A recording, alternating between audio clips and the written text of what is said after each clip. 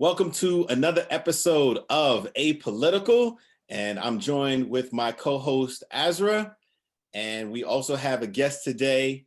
We've got Tia Oso, and you guys may know Tia Oso from her national acclaim. I'm going to allow Tia to introduce herself, and then of course what she's currently working on, and we'll get into some of the subject matter. Tia, welcome to the show. Awesome. Thank you, Brian, for having me. Thank you, Azra, for inviting me on. So my name is Tia Oso. I am an organizer, a strategist, a speaker, a thinker, all these types of things. And born and raised in Arizona, Mesa, Arizona to be specific. And I'm back here again, hiding out from COVID-19. Right? Yes, usually based in Los Angeles, California for the last 5 years, and then have made my way back to the desert very recently. And currently I work with an organization called the Action Center on Race and the Economy. I am the communications director there, and we do a lot of work around Wall Street accountability at the intersection of race as well as economic justice, and really building grassroots campaigns to hold corporations accountable, because it isn't just, government policies that are affecting and impacting our communities. And I also work on a few different creative projects, helping to think differently about structural racism, think differently about Black identities, using art and culture and creativity. So people might have heard of Who Owns Black Art, which is a festival pop-up that we put on at Art Basel last year, and other really great, exciting things that I'm working on to be rolling out this year too. Awesome. And Tia, when we talk about Black liberation, right? And of course, there's different ways to approach Black liberation, particularly in a situation where, we live in a state government that is heavily policed, right? They police our communities, they police, our schools, and police has been a foundational tool for how it is that we address safety. But as of recent, I think the public has come into the realization that police violence is a real thing. And the whispers, the things that they've heard in terms of how Black people have complained about police have now come into focus for our community as a whole, not just the Black community, but America is now watching and witnessing this. And I think particularly for those of us that live in Arizona, one of the realities has come into focus for us as to how some of our local organizers in Phoenix and across the state have been targeted by prosecutors, and specifically, they've been attempting to prosecute them as criminal gangs. Can you give us some thoughts in terms of how you feel about what's happening right now with some of our organizers, Black and brown, across the country, and how prosecutors are attempting to create policies as well as prosecute them according to statutes that do not fully encapsulate what they're trying to pursue, which is our organizers are trying to pursue justice, but rather our prosecutors are trying to incarcerate them. Yeah, definitely. And I think that, when you talk about the fight for Black liberation, to me, we live in the United States, right? And the way that I was raised up, my mom, was a very kind of like a Pan-Africanist thinker, and her attitude and approach to what it means to be Black. And she taught us to know our history. And I also grew up in a neighborhood that was historically segregated. And it was explained to us very clearly that, structural racism is the reason why things are the way they are for Black people. And fighting for progress in our communities is a part of this historic fight that we've had really for our full citizenship and rights and human rights in this country, in this nation, and then even down to this neighborhood that we live in here. The reason why we are the way that we are, the reason why we organize for the things that we want, the reason why we're trying to get a, first Black city council person in Mesa, Arizona, shout out to Jerry Boyd, is because this is about the fight for freedom for Black people, and this is what our fight for freedom means. There's something that they're going to teach you at school in U.S. history and what the fight for freedom is, but actually Black people, we're still fighting for our freedom. And so for me, that's what the fight for Black liberation in really organizing is. And there's several fronts to it, right? There are people who are really dedicated and focused around the right to vote. There are people who are very focused on like financial independence and freedom and owning Black businesses and all of these different things. All of these things are in that same arc for justice. We may not always agree or align politically. That's a different type of conversation. But what we call, Black Lives Matter and like the fight against police violence or police brutality is a part of the fight for Black liberation, because there is no clear evidence that we do not have our full citizenship and rights in this country than state-sanctioned violence and violence by the state itself, which is police violence. And the police can take your life if they so choose to, and they will not be held accountable. And every aspect of our government is really reticent to hold police accountable for taking your life. And the fact that the police have the right to use deadly force against citizens at their discretion with absolutely no accountability is evidence that we don't have our full citizenship and rights in this country. And so the fight to resist against that, the fight to point that out, the fight to try to call for justice for individuals whose lives are taken by the police, not only is it a righteous fight, but it is a right that needs to be protected. Because the reason why we protest and the reason why we have peaceful protests and not just shootouts on the street with the cops, which has happened in our history, which does still happen, but they will not publicize those things for, obvious reasons, is because the Constitution that we say that we're all governed under gives us the right to protest. It gives us the right to peacefully assemble, especially and specifically in public places, and those rights are not supposed to be infringed upon. So when you see the Maricopa County prosecutor and other prosecutors across the nation prosecuting people and giving them gang charges, which gang charges in and of themselves shouldn't be constitutional, because who can determine whether or not I'm in a gang? And it would be really, if you look at some of this evidence that they put to suggest that people are in gangs, there are people who associate with each other. So you and your friends can be classified as a gang if I so choose. People who choose to get the same tattoos, or people who choose to wear the same colors. Skateboarders, right? A bunch of skateboarders could be considered a gang. Any group of people could be considered a gang. And Maricopa County in particular uses gang enhancements to make people's cases, the sentences in their cases, more egregious. So I've had folks in my family prosecuted under gang enhancements is what they call it. So literally to enhance the charges against you. And basically weaponizing the law against Exactly. So not only did you do X, Y, and Z thing that I'm accusing you of, but it was in the furtherance of a gang or gang activity. So that makes it worse, and it's more violent and you're more dangerous. Right. And so all of these laws are racist, and the idea that you would prosecute people who are exercising their right to free speech as a gang is actually really dangerous, and it is a violation of your rights. It's a violation of your rights to assemble, because if you're a gang, part of the conditions of you being charged with gang activities, that if you associate with those people again, right, then you're doing a crime again. And so you can be violating the terms of your release or your parole or your probation if you're prosecuted. And then also we're saying that you cannot be associated with those people or congregate with those people or do other activities with them again because they're a gang. So I'm criminalizing the very nature of your relationship to other individuals. Now, what does that sound like? Sounds like squelching dissent, sounds like criminalization, and that's what it is. And we saw also under our previous president, number 45, when the Department of Justice issued a special classification of terrorists called Black identity extremists. A lot of people don't remember. They're like, Black identity extremists. So the people who are organizing for Black liberation, people who organize under the idea that there is a such thing as, Black power, and we should be fighting for, Black people in this country in particular. That's a federal kind of gang. Right. Another layer of prosecution, another layer of weaponizing the laws and policy. Exactly. And so when it first came out, I was kind of joking. I was like, is wearing a dashiki identifying myself as a Black identity extremist? Like, what exactly specifically is having my red, black, and green flag? I probably have one right here. Right. Is that, making me a Black identity? Any ethnic flag for that matter, right? Of those cultural pride.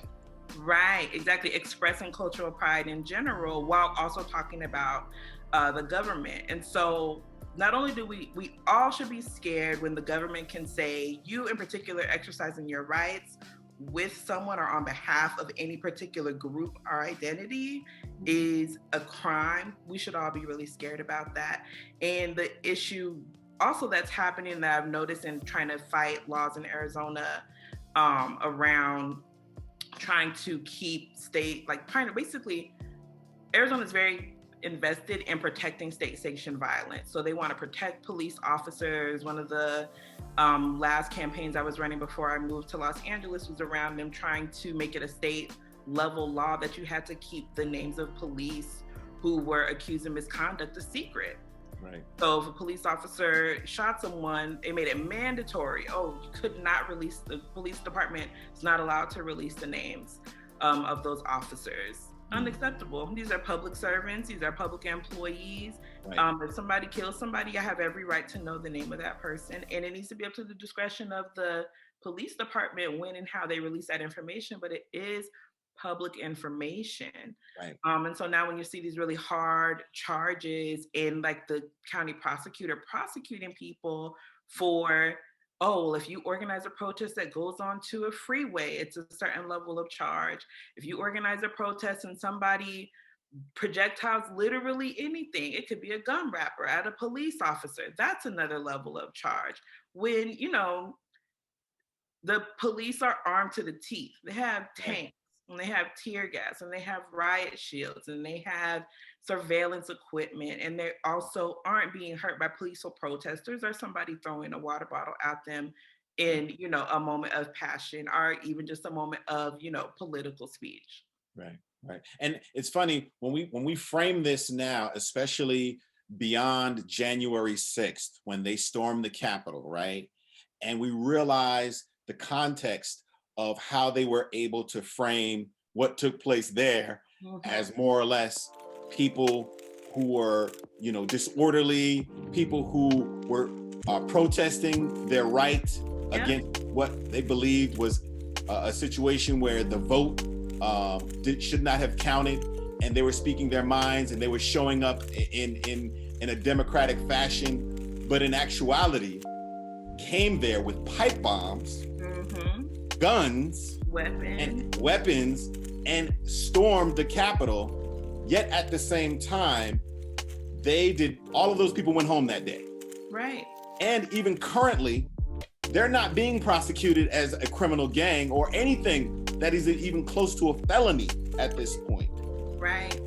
But yet at the same time, had that been Black people, we'd probably be talking about something totally different. In fact, there might have been some lives lost as a result of that. And I think within the context of having watched that, right?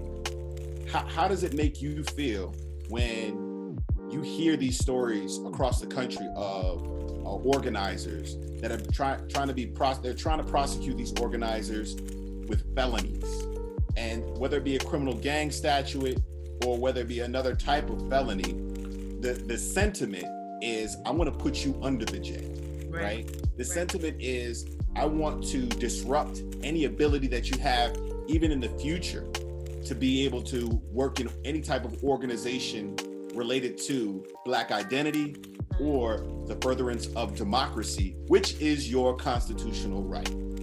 How does that, like, with the work that you're doing now, does it make it more difficult? Does it really put the focus on you being prepared, in many ways to have some type of legal backing before you go anywhere? Yeah, exactly. And Azra, you're getting ready to say something? No, I just wanted to add to that stark comparison when Brian's talking about this question is, how is it in stark comparison when someone like President Trump in the past, who did this, right? He incited that violence, and yet when it's time to go to court and be, held accountable, zero accountability. Right, exactly. It's just a really stark difference, right? It's a stark difference. It's going to be a big difference for a lot of reasons. Number one, protesting for your rights in a country where we had to protest for all of the rights that we have is different than people who are basically, you can't really compare the two, because the people who did the attacks on the Capitol for January 6th are people who have been whipped into a frenzy by a conspiracy theory by people in our government. These are not individual people who just all had the same idea. These are people who have been whipped up by people in the government and outside the government. A lot of them also Arizona, elected officials that represent Arizona, like Paul Gosar. These are people who have been fed lies about what it means to be an American, and the fact that when other people vote, that's fraud, but when you vote, that's not fraud. They were, fed quite a few different lies and are being told that their resistance is to take over the government. Their resistance is to commit these acts of violence and disrupt the orderly transfer of power and the orderly carrying out of our laws and our Constitution. What exactly is it that they're protecting besides their position? And again, like you said, Brian, they were organized for violence. At any point in time, a peaceful protest that I've organized or have participated in, at no point in time is there ever a weapon present besides the weapons that the police have. In conversations amongst most organizers about activism and resistance, the idea of even armed resistance or protecting ourselves, our self-defense, isn't even a conversation that people want to entertain, because they know the violent repression that our communities would face and the retribution our communities would face, because armed resistance amongst Black people has always been squelched with overt violence. Like you look at the MOVE bombing that happened in Philadelphia in the 80s. Like there's not even a conversation around mass armed resistance among Black folks. So even the idea that we would go anywhere with any type of weapons it's absurd at this point. And watching what happened, I don't watch the news, especially after Trump got elected. I was like, I cannot watch the news sit up here and tell lies. So I read my news, and then, that's how I digest it. I don't watch it on TV. But I was watching the vote count on January 6th for work, and just to, monitor what was going to happen. And because there were all of these warnings about what might take place in that rally and all of that. So to watch in real time, the House of Congress have to take cover, to watch, the fact that there were, people storming the Capitol, to see that the police were allowing them to do it, to see that the police were not prepared. I have faced down police departments in cities all across the nation. I've never seen so few police officers. I've never seen so many people organized for a parade so much as in the Black community without the police having riot gear.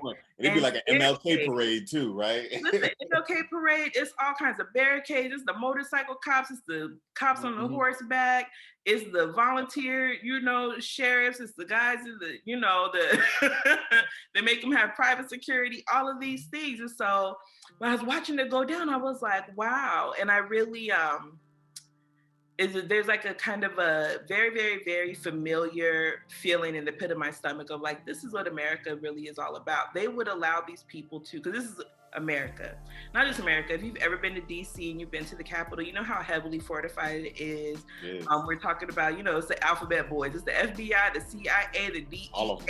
They're all right there. Every armed force, the Capitol Police, the DC Police, the Maryland Police, the Virginia Police. Everybody is there. There's several thousand law enforcement officials available. But you couldn't find them that day, though. Couldn't find them that day. It was the 10 or 15 people, mostly Black Capitol Police officers, which that's also not a coincidence. They're left to fend for themselves for hours. And it was really clear to me that this is on purpose. This is a demonstration and a show of force or lack of force to allow these white people to get up there and have a tantrum, and also kind of flex their power, just to let everybody know that this could happen if we wanted it to. They could have taken the Capitol by siege. They could have hurt several elected officials. They actually intended to. They ran ragged up and down those corridors of like the most sacred buildings in our government. And it was all on purpose. And we should all really be afraid about what that means. Right. That's so true.